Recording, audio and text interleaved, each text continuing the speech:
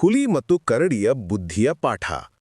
ಒಮ್ಮೆ ದಟ್ಟವಾದ ಕಾಡಿನಲ್ಲಿ ಹುಲಿರಾಜ ಎಂಬ ಬಲಿಷ್ಠ ಹುಲಿ ಮತ್ತು ಕಂದು ಎಂಬ ದೊಡ್ಡ ಮೃದು ಹೃದಯದ ಕರಡಿ ವಾಸಿಸುತ್ತಿದ್ದರು. ಹುಲಿ ಶಕ್ತಿಶಾಲಿ, ಕರಡಿ ದಯಾಳು, ಆದರೆ ಇಬ್ಬರೂ ತುಂಬಾ ಹಠದ ಸ್ನೇಹಿತರು. ಒಂದು ದಿನ ಕಂದುವಿಗೆ ಒಂದು ದೊಡ್ಡ ಜೇನುಗೂಡು ಸಿಕ್ಕಿತು. ಅವನು ಹರ್ಷದಿಂದ ಹೇಳಿದ, "ಇದು ನನ್ನ ಸಿಕ್ಕಿದ್ದು, ನಾನು ಇದನ್ನು ತಿನ್ನುತ್ತೇನೆ." ಹುಲಿ ಮುಂದೆ ಬಂದು ಗರ್ಜಿಸಿತು, "ಅಯ್ಯೋ ಕಂದು, ನಾನು ಕಾಡಿನ ರಾಜ, ಜೇನು ನನ್ನ ಪಾಲಿಗೆ." ಅಷ್ಟರಲ್ಲಿ ಚಿಕ್ಕ ನರಿ ಅಲ್ಲಿ ಬಂದಿತು. ಅವನು ಹೇಳಿದ, "ಏನೋ ಸಾರ್ಗಳೇ, ಜಗಳ ಬೇಡ, ಬಲವಲ್ಲ, ಬುದ್ಧಿ ಮುಖ್ಯ.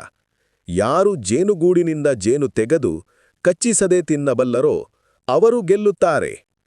ಹುಲಿ ಮತ್ತು ಕರಡಿ ಈ ಸವಾಲನ್ನು ಒಪ್ಪಿಕೊಂಡರು.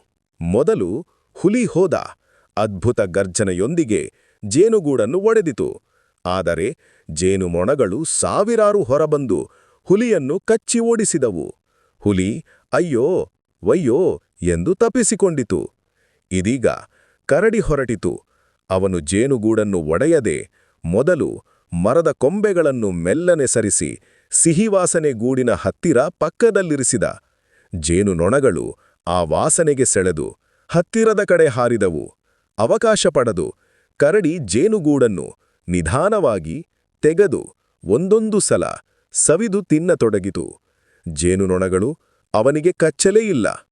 ಹುಲಿ ದಿಕ್ಕು ತಪ್ಪಿ ಬಂದು ನೋಡಿದಾಗ ಕರಡಿ ಸಂತೋಷವಾಗಿ ಜೇನು ತಿನ್ನುತ್ತಿರೋದನ್ನು ನೋಡಿ ಆಶ್ಚರ್ಯಪಟ್ಟಿತು. ನರಿ ಹೇಳಿತು, "ಹುಲಿರಾಜನೇ, ಶಕ್ತಿಗಿಂತ ಬುದ್ಧಿ ದೊಡ್ಡದು."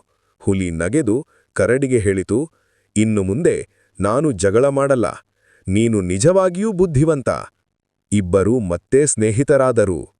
ಬಲಕ್ಕಿಂತ ಬುದ್ಧಿ ಮುಖ್ಯ. ಸ್ನೇಹ ಉಳಿದರೆ ಜೀವನ ಸಿಹಿಯಾಗುತ್ತದೆ.